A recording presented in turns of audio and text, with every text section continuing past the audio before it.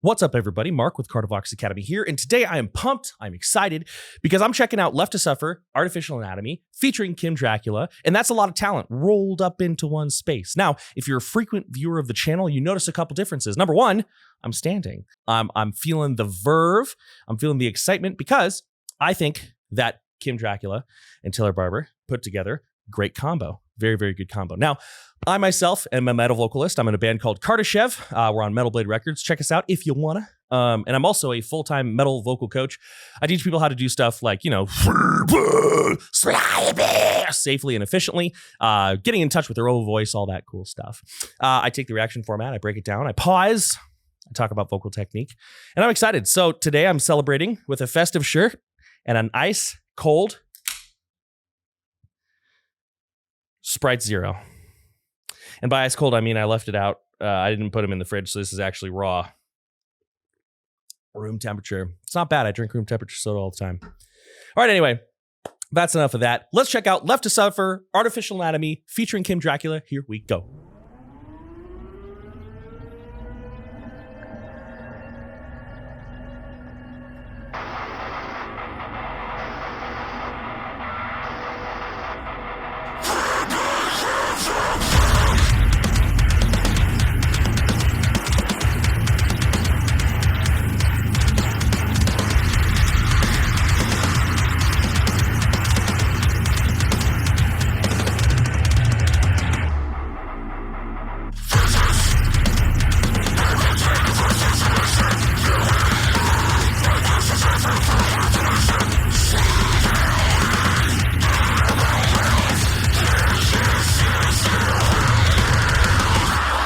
All right, that's a great place to pause. Like I said, I pause it. So a lot of really cool things to talk about vocally here. So oftentimes in deathcore, we have a lot of vocal layering, right? And it's a pretty common practice. It's very, very standard. But one thing, and sorry, my phone's bugging, so I'm throwing it away. One thing I'm really liking about the layering that I'm hearing here is it sounds very artful. Now, let me tell you a little bit about what I mean. It's one thing to say like, okay, let's do 2 mids, 2 lows, and 2 highs. But what I'm hearing here are a lot of intentional choices of timbre, right? So we can take, a lot of people, they'll think about a mid or a low, and a low is a low is a low, right? Right? But what I'm hearing here are a lot of timbres that complement each other, right? Fill each other in. So it almost sounds like one full metal vocal, right? It almost sounds like one vocal track is doing this. Now, obviously, if you record vocals or get into production, you're probably like, it absolutely does not sound like just one vocal track. But what I mean is it's giving the effect of one driving vocal line. Now, there was one really cool part in there where I heard like one of the vocal tracks, I think it was one of the higher mids, kind of go into like a smaller, a smaller space. So all the vocal tracks are going together, and then one of them's like, or like, I don't remember exactly what it was, but it was really, really neat. Now I want to talk to you about timbre a little bit. I know we're just barely into the song, but that's what I do. I want to talk to you a little bit about timbre. So you really shouldn't worry too much about the timbre of your screams until you can at least get 1 or 2 down fairly well. Comfort and control is always going to be your goal, right? Where do you feel the distortion? How much effort is it taking to generate the distortion? And how long can you hold it? And by hold it, I don't mean how long can you hold a scream. I honestly don't really care about that too much. How long can you continue doing metal vocals? I think a really good goal for a new vocalist is to be able to do metal vocals for an hour. That's like a full set if your band is doing pretty well. For 30 minutes to an hour without any effect on the voice whatsoever, right? So your head voice, it's still connected. Your speaking voice feels fine. But once you're at the point where you can, even just do some basic growls, right? Growls and grunts, you can think about timbre as the way that we make one note or tone sound different, right? So a good example is if I sing a pitch here, I don't know, right there, I don't have to change the pitch, but I can make it sound different. Right? Same note, different colors and textures for sure. We can do that with our screams as well. Oftentimes when we do this, we'll delve into like new technique territory, right? If we get too crazy with our tongue, then we're doing a tunnel throat, then we're doing a guttural, right? But we can show our teeth a little bit more, right? So like if I take just like a basic, like kind of compressed mid, whoa, whoa, whoa, right? If I have that, whoa, and I show my teeth a little bit more, whoa, right? It gets a little bit more like aggressive versus brutal. You know what I mean? You can can stack those on top of each other to create really driving sections like this. I'm not going to go back to find that one little that I noticed go in a different direction, because that's just going to be an editing nightmare. But I am going to go now. I'll just pick up here. But so far, really liking what I'm hearing.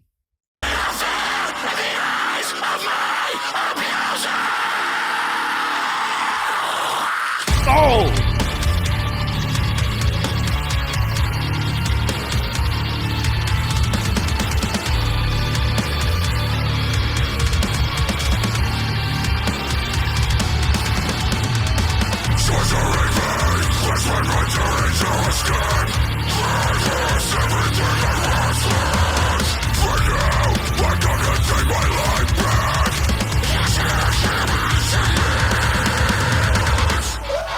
So the first thing I want to do is go back and hear that like thing he did with his screams. That was hilarious, but also really awesome. I don't mean hilarious and like it feels like a joke. It sounds very cool and very professional, but it's just like really caught me by surprise. You know, I know after Lorna Shore, Will Ramos did like the snort thing. That was like really popular. And I'm going to be real. I got over it pretty quick. Like it sounded really cool into the Hellfire, but then everybody was just like every new student I had, when I asked for a clip of their practice, they were just like, you know, in their screams. And I was like, okay, I fucking get it. This would be a cool thing to pick up though. Maybe this is already happening in Deathcore. I don't think so. This would be a cool thing to pick up though. It'd be kind of hard to do with headphones. Let me listen to it again. That was really neat. I think like right about here.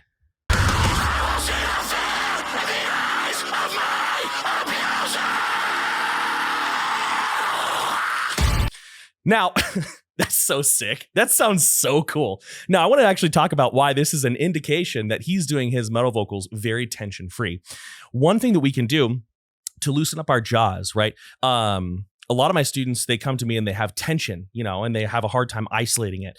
Oftentimes it's in the jaw. And in fact, you know, even though I've been doing metal vocals for 14 years, I still have certain areas that I have to warm up and think very intentionally about. And one of them is my jaw. You better believe if I'm going to be in the studio, I'm going to be really relaxing my jaw, because I'm kind of a tense person and I sleep with, I clench my teeth and I wake up and it's just like steel all through here, right? One thing that we can do to kind of loosen our jaw is we can do what I call like the Richard Nixon or the Walter Cronkite. I don't know why Walter Cronkite, but we relax our jaw. We get in what I call TV face, right? So TV face is, you know, it's, you know, not as, I guess not as much of a thing anymore, because now it's, you know, iPhone or iPad face. But TV face is like, remember being a kid and watching TV, you look dumb as a bag of rocks. Just like stupid. Like if you want a question answered, ask the doorknob. Don't ask me, because I'm just watching TV like this. Right? Ask the doorknob. That was stupid. Anyway, and from there, we can shake our head back and forth. Now, we don't want to do big shakes, right? We want to do short shakes like this. Now, I have to take my headphones off for you to kind of see, right? But when I do this, my jaw shakes very freely from my head. I don't know if it comes through on the camera, but right here, like this. Feels amazing. And the reason I call it the Richard Nixon is when I first started doing this, I would be like, oh, I'm not a crook, right? Anyway, so like a lot of the sound that you're hearing from the head shake going on there, it's going to be from that jaw shaking around. Okay, listen, I don't know how this is going to go, but there's no shame in my game. I'm going to play around with it. So if I do like I'll do like kind of a low high. Yeah, okay, that works. Okay, that's enough of that. Sounds stupid when I do it, but sounds cool tracked and layered. So my point with this is, for him to be able to do that, he can't have jaw tension. So we can know that and infer that at least from a jaw tension perspective, Taylor's screams are very, very healthy, very well produced. And I've said this before in other videos where I talk about his voice, but I've seen him live. If anybody's like, I don't know if his screams are healthy, like, just shush. Dude knows what he's doing. All right, let's keep going.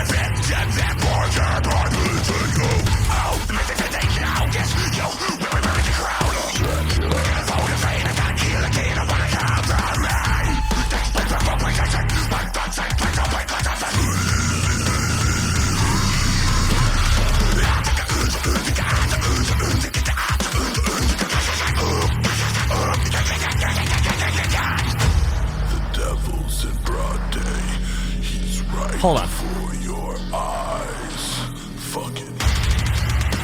I wish that they drag me down. I'm so sick of suffering. There's always a way out.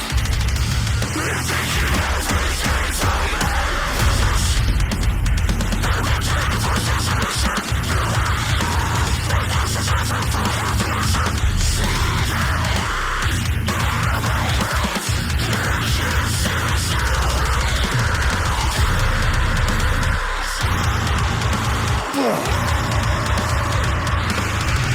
All right, so here's the thing. I was not in my vocal coach mindset, so I gotta listen to that again if I'm gonna give you any educational content. But it's been a while since the sword tasted blood, and the box and the styrofoam had to get it. Unfortunately, their sacrifice will not be in vain. Let's go back and get educational.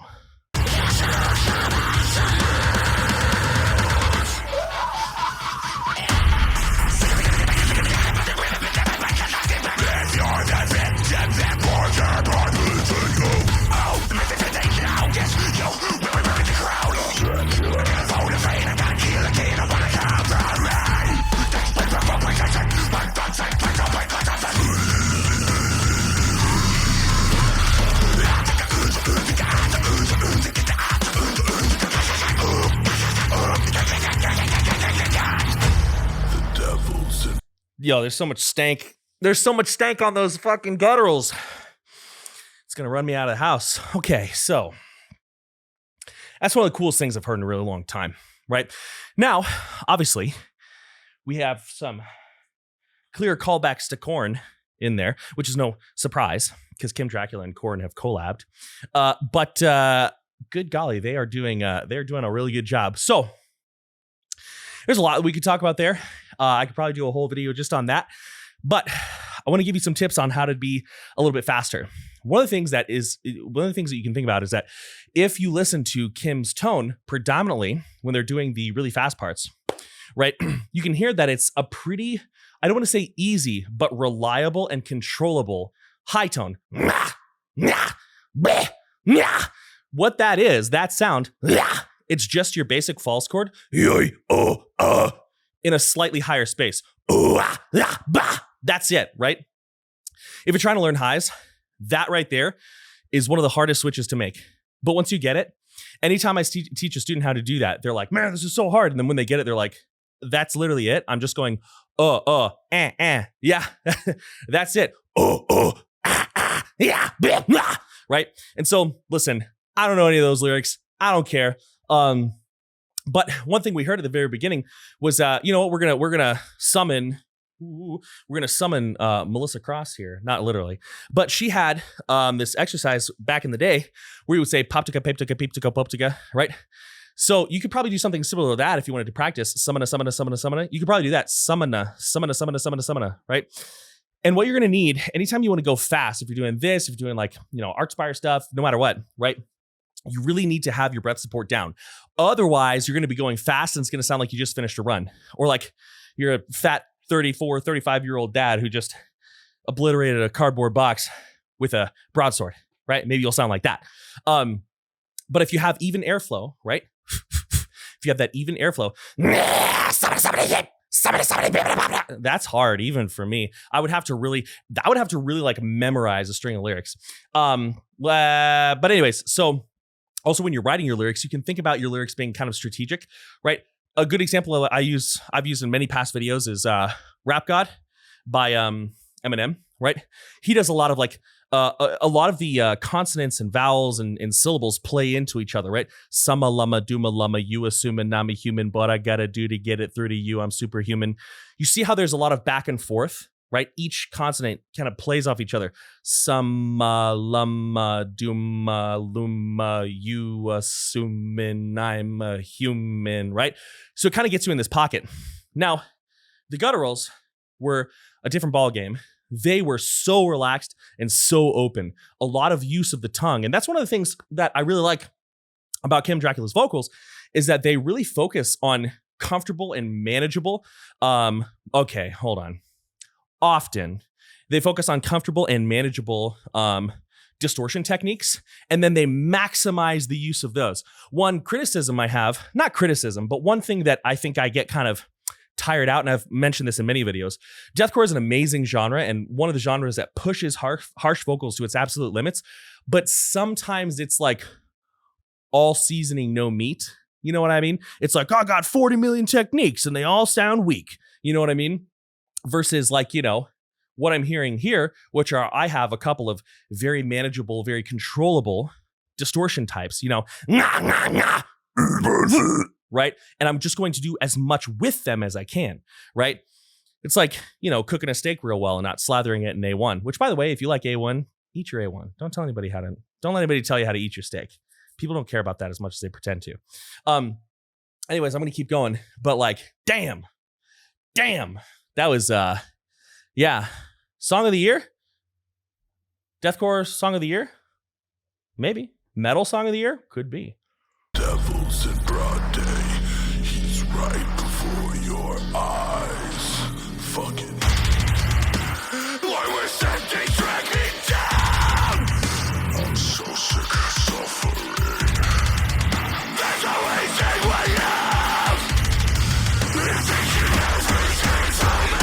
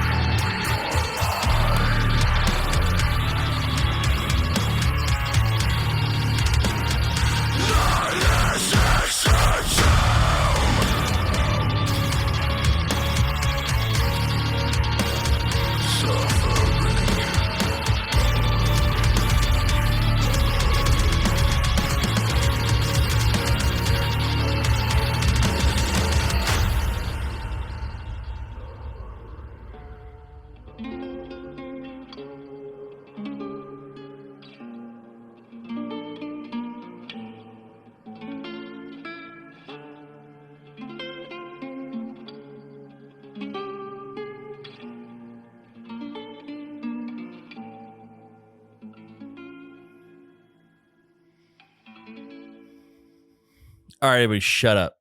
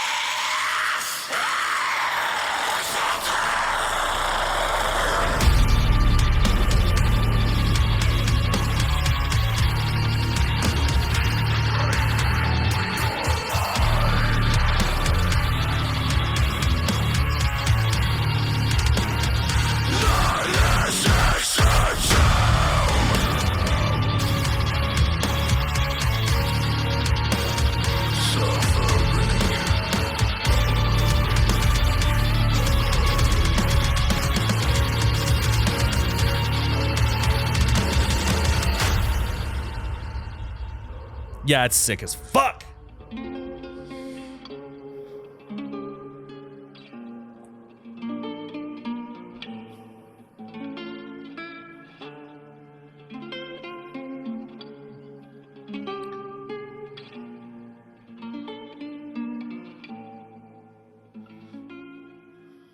Damn.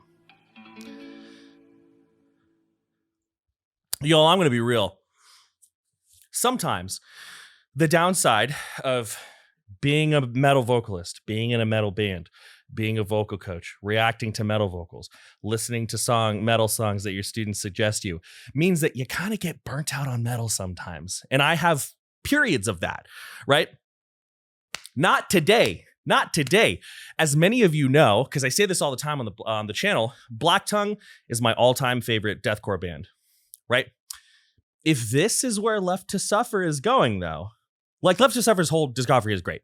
The whole thing's great. There's not a bad song there. But let me tell you, if this is where they're going, Black Tongue better release something fast, because damn, I'm gonna follow that new metal. Okay, last thing I want to talk about is the awesome vocals at the end. This is a really good example of how you can utilize cool articulations and cool things on top of steady vocals. Now, that end section that I went back to has like Taylor's awesome, super high, really tight, not like tight in the throat, but concise fry screams, right? Obviously, awesome. We love them. And then he started rolling his R's, right? Which sounds really neat. That was kind of a thing for a while. Then it died out, right? And never like a huge thing, never like tunnel throats where they were all over the fucking place. But you would hear it every now and then. First time I heard it with cattle decapitation. But it sounded really good there. Held it for the end of the song. Didn't dominate the whole song. Awesome, tasteful, love it, very good. All of that also is going to come from relaxation. You can't have a lot of, well, maybe you can, but I feel like it would be very difficult to have a whole, like a tight vocal track system and then also be rolling your R's. Like if I'm like clenching down, it's difficult versus going in and out of like not a full on tunnel, but like a much more resonant and echoey vocal that he did was very, very cool. So this, sometimes when I'm doing these videos, I'll say like, oh, this is a great song for beginner vocalists to practice to. This is not a great song for beginner vocalists to practice to. This is much more advanced stuff, start to finish. Very cool. Excellent work. Taylor Barber, Kim Dracula, Left to Suffer. You injected me with the verve today, and I greatly appreciate it. I even put on water war paint. Did you see that? Y'all, I'm a grown man with responsibilities. I can't be so aggressive.